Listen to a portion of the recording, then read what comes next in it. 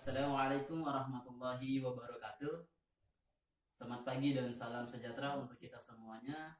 Pertama-tama saya ucapkan terima kasih kepada masyarakat, bapak-bapak, ibu-ibu petani Desa Nangkebrak yang sudah bersedia hadir pada pagi hari ini. Lebih khusus saya ucapkan terima kasih kepada Kepala Desa Nangkebrak, Bapak Kholik SE yang sudah menyisihkan sedikit waktu. Bapak, terima kasih untuk bisa hadir pada sosialisasi atau penyuluhan pertanian pada pagi hari ini. Baik, pada pagi hari ini bukan bermaksud saya untuk menggurui ya, tapi di sini saya ingin mengajak berdiskusi kepada masyarakat, kepada poktan atau kelompok tani yang ada di masyarakat atau Desa Nangkebrak ini. Tapi sedikitnya saya akan menyampaikan terlebih dahulu mengenai tentang bagaimana fungsi dari kelompok tani itu sendiri gitu.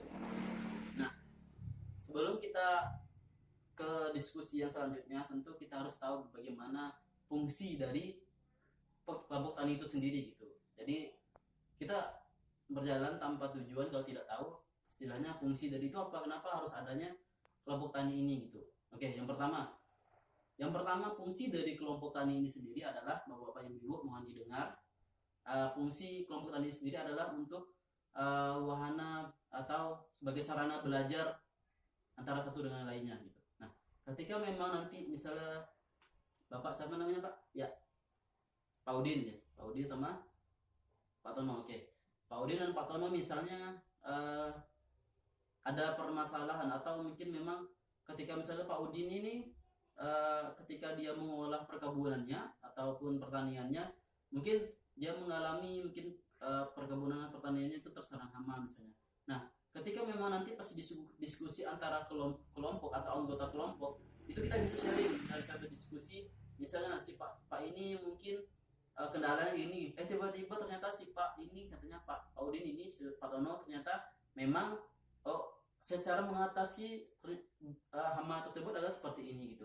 Nah, itu adalah sebagai sarana untuk kita belajar. Ataupun misalnya seperti ini, si Pak Tono itu mungkin pertanian lebih maju atau produksinya lebih banyak. Nah, mungkin yang lain bisa belajar bagaimana cara meningkatkan produksi yang banyak seperti itu. Nah, itu sebenarnya penting untuk sama anggota kelompok tani ya. Saling belajar dan saling sharing terkait hal-hal yang mungkin bisa menjadi solusi untuk bersama itu. Yang kedua adalah sebagai sarana kerjasama. Nah, misalnya kalaupun si Pak tadi ya, Pak Tono ataupun Pak Udin misalnya ingin mengelola tanahnya nih, tapi mungkin dalam tanda kutip susah untuk mencari tenaga kerja karena mungkin mohon maaf ekonominya yang kurang gitu untuk menggaji orang untuk mengelola tanah tersebut gitu. Maka dari anggota kelompok tani tersebut itu bisa saling membantu satu dengan yang lain. Begitu juga sebaliknya, ketika memang Pak Tono ada keperluan atau yang pengen dibantu dari hal yang lain, mungkin kelompok anggota tani itu bisa membantu gitu. Nah, itulah fungsi dari kelompok tani tersebut gitu. Jadi kita di sini bukan individual atau egoisme satu orang saja, tetapi kita mementingkan kerjasama dan tim atau kelompok gitu. Ketika memang satu orang ada yang mungkin tidak terkendala di bagian ekonominya atau terkendala di mungkin hal-hal yang lain, baik teknis ataupun mekanisnya, mungkin ya alat-alatnya tidak ada, itu bisa nanti Bapak ini bisa minjam sama Pak Udin bisa minjam kepada Pak Tono gitu. Itu sangat memudahkan kita dalam pertanian kita atau kita mengelola gitu. Semuanya hal dipermudahkan dengan adanya kelompok-kelompok tani. Jadi itu semuanya bisa seperti itu Pak.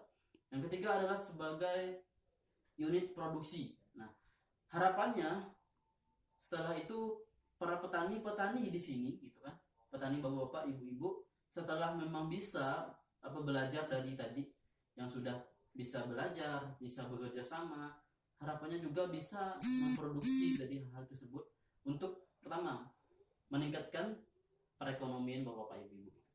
Bukan cuman dua tadi yaitu kerjasama dan belajar, tetapi harapannya itu perekonomian bapak-bapak, ibu itu bisa meningkat gitu. Bukan cuman hal-hal yang misalnya kalaupun seandainya ya kan Bapak ini Bapak Udin misalnya tadi ya, itu misalnya di banyak ingin memproduksi si ini gitu. Nah, harapannya bukan cuman Bapak aja sendiri, tapi semua tim itu berperan penting dalam produksi ini gitu. Nah, outputnya adalah itu akan bisa meningkatkan ekonomi dan kesejahteraan. Baik, Bapak-bapak, Ibu-ibu, mungkin itu yang saya jelaskan sedikit ya mengenai fungsi dari Poktan sendiri. Jadi kita harus tahu dulu Poktan itu apa. Mungkin selanjutnya kita bisa diskusi yang lain. Mungkin saya tutup dulu untuk sesi yang ini. Saya akhiri. Terima kasih atas perhatiannya. Saya ucapkan wabillahi taufiq wal hidayah. Assalamualaikum warahmatullahi wabarakatuh dan selamat pagi.